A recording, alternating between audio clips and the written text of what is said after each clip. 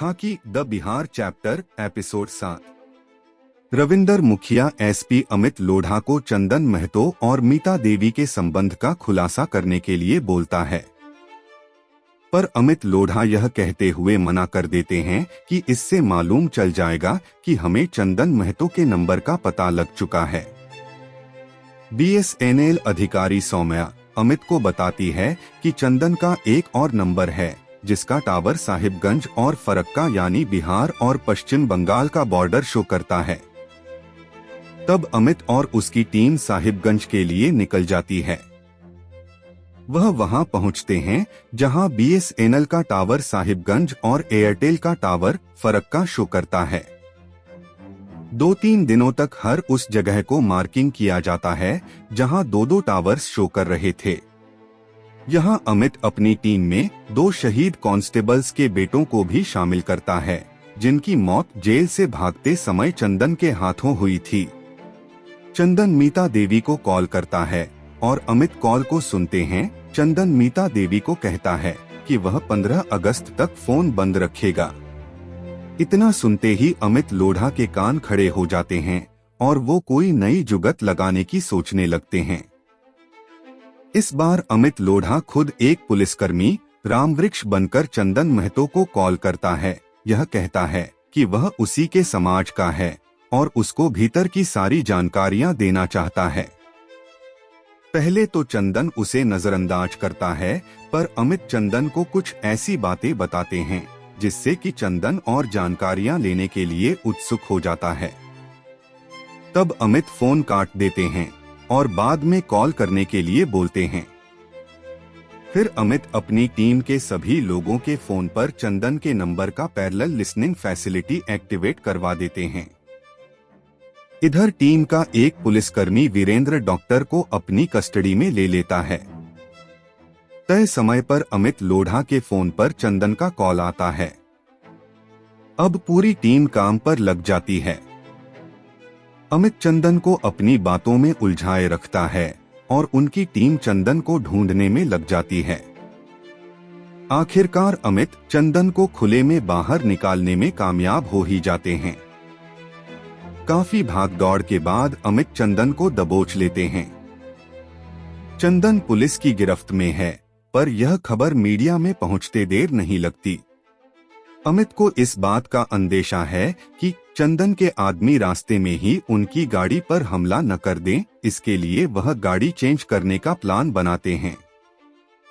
इस दौरान बंधक चंदन 2 कांस्टेबल्स को सिर्फ उसका हाथ खोलने के लिए 5-5 करोड़ तक का लालच देता है, पर कोई भी पुलिसकर्मी उसके झांसे में नहीं आता है और वह चंदन को बताते हैं कि वह उन्हीं पुलिसकर्मियों का बेटा है जिनको चंदन ने जेल से भागते वक्त गोली मारी थी। गाड़ी बदलते वक्त चंदन फिर अपना शातिर दिमाग लगाता है और राह चलते लोगों को बोलता है कि उसका किडनैप किया जा रहा है और ये लोग किडनैपर्स हैं। तभी रंजन आगे आकर भीड़ को संभालता है और वहां से सब लोग शेखपुरा थाना की ओर निकल जाते हैं। बिहार बॉर्डर में आते ही चंदन बौखला जाता है और एसपी अमित लोढ़ा को उकसाने की कोशिश करने लगता है। यहां भी मामले को रंजन संभालने की कोशिश करता है। फिर भी अमित चंदन महतो को जीप से बाहर निकालकर पिस्तौल तान देता है। तभी अमित लोढ़ा को डीआईजी पासवान देसाई का भी कॉल आता है। वो अमित को समझाते हैं कि ऐसा करने से मामला और बिगड़ सकता है। तब सभी चंदन महतो को लेकर शेखपुरा थाना की ओर बढ़ जाते हैं। थाने पहुंचने से पहले रविंद्र मुखिया अमित लोढ़ा को समझाता है कि चंदन महतो गिरफ्तार तो हुआ है, लेकिन उसका खौफ अभी भी जनता में बना हुआ है और कुछ लोग उसे अपना हीरो ही मानते हैं और यह मिथक तोड़ना बहुत जरूरी है। बिना ख्याल किए हुए कि इसका उल्टा असर भी हो सकता है, चंदन महतो के मुंह पर कालिख पोती जाती है और उसे चप्पल की माला पहनाकर पूरे शेखपुरा में घुमाया जाता है। अमित लोढ़ा द्वारा किया हुआ वादा पूरा हो जाता है। वह 15 अगस्त के पहले चंदन को हिरासत में ले लेते हैं। साथ ही थाना प्रभारी रंजन का निलंबन भी वापस हो जाता है। ऐसा लग रहा था कि अब मामला शांत हो जाएगा, पर मानिकपुर में फिर से गोलियां चलती हैं। सारा इलाका सहमा हुआ है और कोर्ट में सारे गवाह चंदन महतो के खिलाफ गवाही देने से मुकर जाते हैं। थाना प्रभारी रंजन और रविंद्र मुखिया गांव वालों से मिलते हैं, पर लाख समझाने पर भी गांव वाले चंदन महतो के खिलाफ गवाही देने को राजी नहीं होते हैं। इसी बीच एक और हादसा हो जाता है। अमित के परिवार के ऊपर बम से हमला होता है, जिसमें उसके बेटे की जान जाते जाते रह जाती है, पर बच्चे की जान बचाने में अमित के सहयोगी अजीत की जान चली जाती है। अजीत की मौत से सारी बिहार पुलिस शोक और गुस्से में है। आईजी मुक्तेश्वर चौबे चंदन के चचेरे भाई विधायक विनायक महतो और एसपी अमित लोढ़ा को पटना में बुलाकर मीटिंग करते हैं। इस मीटिंग के बाद विधायक विनायक महतो प्रेस कॉन्फ्रेंस बुलाकर घोषणा करता है कि चंदन महतो से उसका कोई भी लेना देना नहीं है। हम एसपी अमित लोढ़ा के परिवार के ऊपर हुए हमले की कड़ी निंदा करते हैं और अपील करते हैं कि जनता चंदन महतो के प्रति कोई भी सहानुभूति ना रखें। इस घोषणा के बाद चंदन के साथियों का चुन चुन कर एनकाउंटर कर दिया जाता है।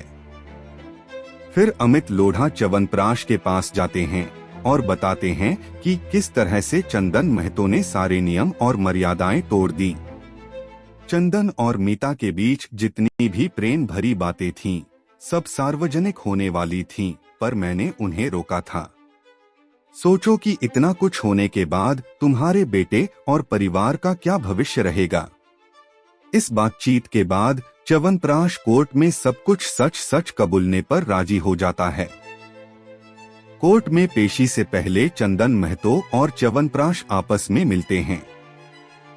चंदन यहाँ च्यवनप्राश के द्वारा अपने ऊपर किए गए एहसानों को गिनाता है। च्यवनप्राश बस इतना ही कहता है कि भैया, वो पुलिस वाला और बच्चा को नहीं मारना चाहिए था।